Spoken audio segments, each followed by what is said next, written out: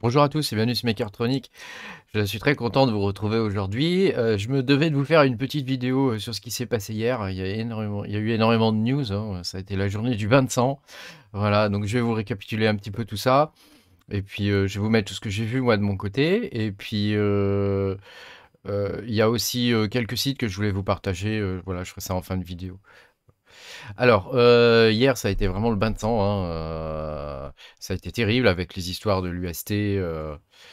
Bah, pour le coup, on a bien dérouillé, quoi, hein. Je crois que même le bitcoin, il a atteint 28 000, il me semble. Bah, ça a été vraiment terrible. Il y a quelques monnaies qui s'en sortent plutôt bien, genre le Ravencoin, par exemple, qui a réussi à remonter un peu la pente. Voilà, mais enfin, c'est quand même pas la fête, quoi. Voilà, donc le Terra donc, était un stablecoin, hein, donc qui est censé, alors j'emploie ça, un verbe au passé, hein, parce qu'il était censé être à 1 $ et y rester. Actuellement, il vaut vraiment plus rien. Et la blockchain a été même, je crois, arrêtée. Euh, voilà, donc bah, pour le coup, pour ceux qui avaient des avoirs en UST, bah, c'est un peu mort quoi pour l'instant. Le Luna, c'est pareil, hein, il a plongé joyeusement. Alors il y a des rumeurs qui circulent, hein, comme quoi il y aurait eu une manipulation de marché par Citadel et BlackRock. Voilà, eux ils nient ça. Bon après, je vous mettrai l'article qui est écrit en français, hein, en description, hein, où ça vous explique un petit peu grosso modo ce qu'il est possible qu'il se soit passé. Après bon, on n'en sait trop rien, hein. Voilà. Le TCR, il y a eu des suspicions, hein, dessus, hein, puisqu'il a quand même dérouillé un peu, mais enfin lui il est revenu à un taux de change à peu près normal. Mais enfin, voilà, c'est pas le meilleur des stablecoins, hein, quand même, hein. Si vous devez swapper vers des stablecoins, je vous invite à aller plutôt vers l'USDC ou vers le BUSD, hein. Euh, alors, donc oui, Binance d'ailleurs, en parlant du SDT, il délaisse l'USDT au profit du BUSD. Bon, bah ça c'est bien évident parce que le BUSD c'est celui de Binance, hein, voilà. Mais il y a quand même des suspicions au niveau de l'USDT. Ils sont censés avoir la même valeur en dollars que ce qu'ils présentent au niveau du stablecoin et bon, on sait que c'est pas forcément vrai, quoi. Voilà. Sur Coinbase, c'est pareil. Il y a eu des histoires hier, comme quoi, si jamais ils faisaient faillite, les clients bah, pourraient perdre leurs actifs. Et donc, il y a peut-être une question. On peut peut-être aussi se questionner sur la stabilité de l'USDC, hein, qui est adossé, enfin, qui est géré par Coinbase, hein, quelque part, hein. Je crois qu'il y a deux. C'est géré par deux trucs, quoi, deux organismes, dont Coinbase, quoi. Donc voilà, est-ce qu'il faut conserver des USDC ou pas? Je sais pas. Moi, j'en ai pas mal même, parce que je pense que c'est quelque chose qui est stable. Mais enfin, après, tout le monde peut se tromper, hein. Voilà. Un autre petit article où on voit que bah, Coinbase, ils sont en perte. Et que donc, voilà, suite à l'article d'avant, là, hein, on voit qu'ils sont en perte et que bah, c'est quand même pas la fête non plus, là, hein, au niveau de Coinbase. Si vous avez des avoirs chez eux, peut-être c'est pas mal de les déplacer, quoi. Bon, après, voilà. Alors maintenant, plus dans le monde du mining, hein, il y a la nouvelle version de Gminer qui est sortie, qui débloque à 100% le unlock. Moi, c'est celle que j'utilise moi. Vous savez que j'aime bien Gminer. Et elle est parfaitement stable, quoi. Ça n'a pas bougé depuis hier. C'est impeccable, quoi. Et donc voilà.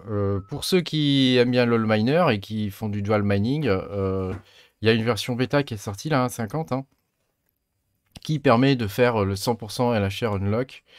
Donc comme avec les deux autres cartes, hein, comme avec comme avec Gminer ou NB Miner, hein.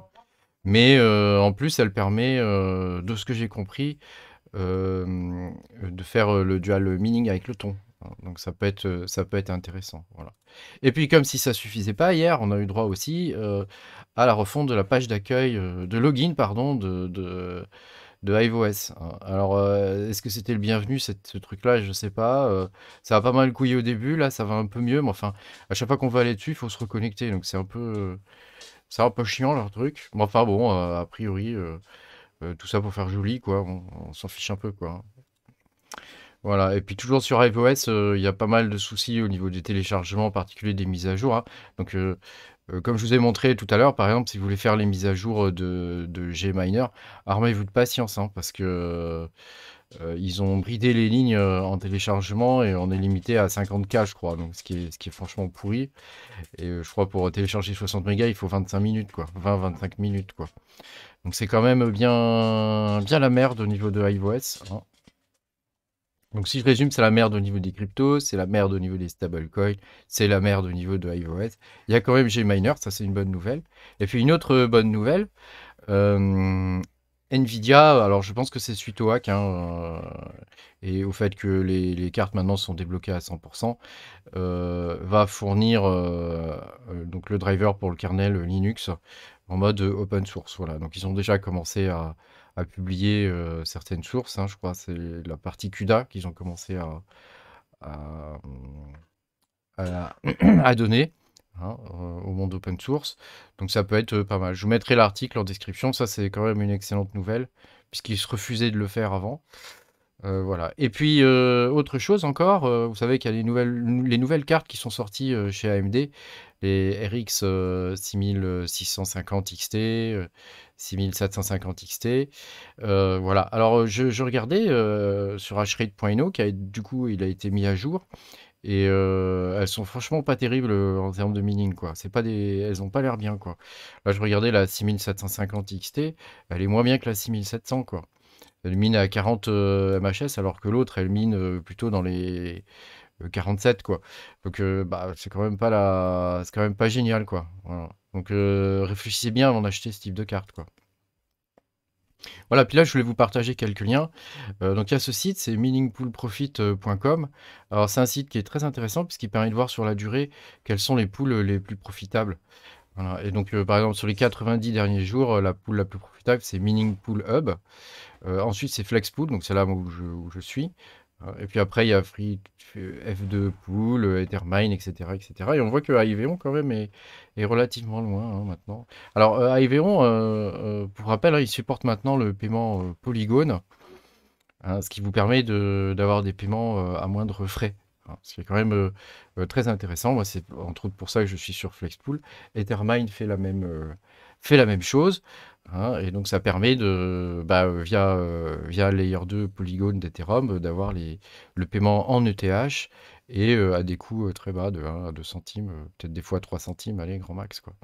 Et puis il y a ce site-là que j'ai trouvé là, qui s'appelle wiki-ivoS.fr, qui est un site où on trouve pas mal d'informations sur les rigs, il y a des conseils d'achat, voilà, il y a comment configurer les miners, les différentes cartes, l'overclocking des différentes cartes, hein. Bon, c'est moins complet que ce qu'on trouve sur hrate.ino, mais enfin, ça peut donner une idée aussi de comment le faire, hein. Comment installer son rig, avoir des multi-flight sheets, voilà, la liste des commandes, il y a vraiment beaucoup de choses, quoi. Donc voilà, je voulais vous le partager parce que c'est intéressant, ça vous explique aussi ce que c'est qu'une pool, comment fonctionne un rig, enfin voilà, toutes sortes de choses qui pourraient vous intéresser. Voilà.